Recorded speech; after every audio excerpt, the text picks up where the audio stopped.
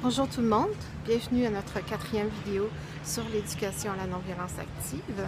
Alors aujourd'hui, nous allons parler de l'attention.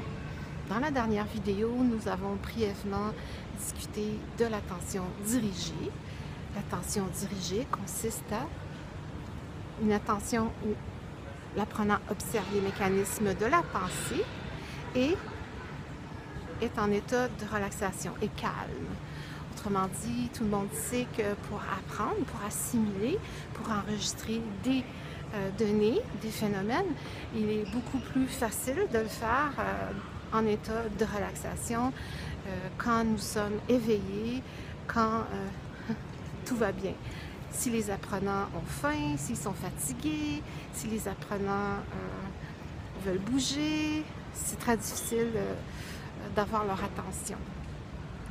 Donc, l'attention dirigée fonctionne, c'est-à-dire que l'apprenant observe les mécanismes du pensée, évoque de manière claire et précise dans la mesure où il est en état de relaxation. Une chose qui est importante à préciser dans l'éducation à la non-violence active, c'est qu'on parle de la conscience et de la réversibilité de la conscience. Qu'est-ce que la réversibilité de la conscience? Alors, c'est ce mécanisme qui permet à la conscience de déplacer l'attention sur les sources d'information, c'est-à-dire vers les sources d'information. Alors, ces sources d'information peuvent être les sens, évidemment, parce qu'on reçoit des stimuli, les sensations, peuvent être l'imagination, peuvent être la mémoire. Donc, la réversibilité de la conscience permet à l'apprenant de déplacer l'attention vers des données qui sont essentielles pour acquérir certaines connaissances et certains savoirs.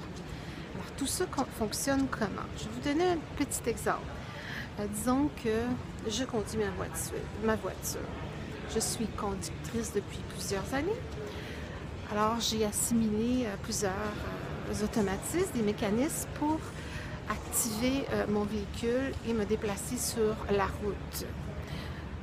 Disons que je parle au téléphone avec quelqu'un et mon interlocuteur me demande une question assez complexe qui me demande d'évoquer certaines données au niveau de la mémoire.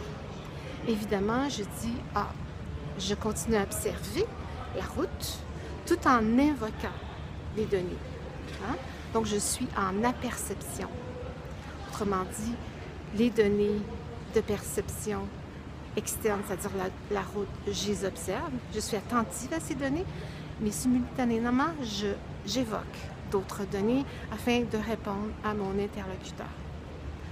Plus les données sont complexes, plus j'évoque, plus c'est compliqué à traiter. Éventuellement, la perception, le champ de perception de la route peuvent être affectés. Par conséquent, disons que tout à coup, il se met à pleuvoir. Donc, ça change le champ de perception. Les choses deviennent plus floues. À ce moment-là, le travail d'évocation devient plus difficile à faire parce que le champ de perception est brouillé. Donc, je vais juste dire à mon interlocuteur, écoutez, je vais vous rappeler plus tard. Je vais pas avoir un accident, on s'entend là-dessus.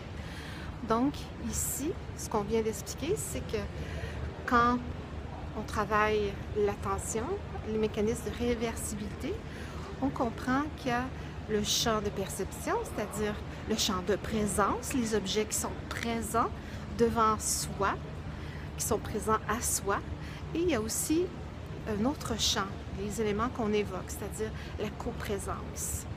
Et tout ça ensemble font, si vous voulez, une nouvelle réalité actualisée. Donc, on en parlera plus à notre prochaine vidéo. Pour le moment, c'est à peu près ce qu'on voulait vous expliquer sur le travail de l'attention. Entre-temps, je vous souhaite de bonnes vidéos.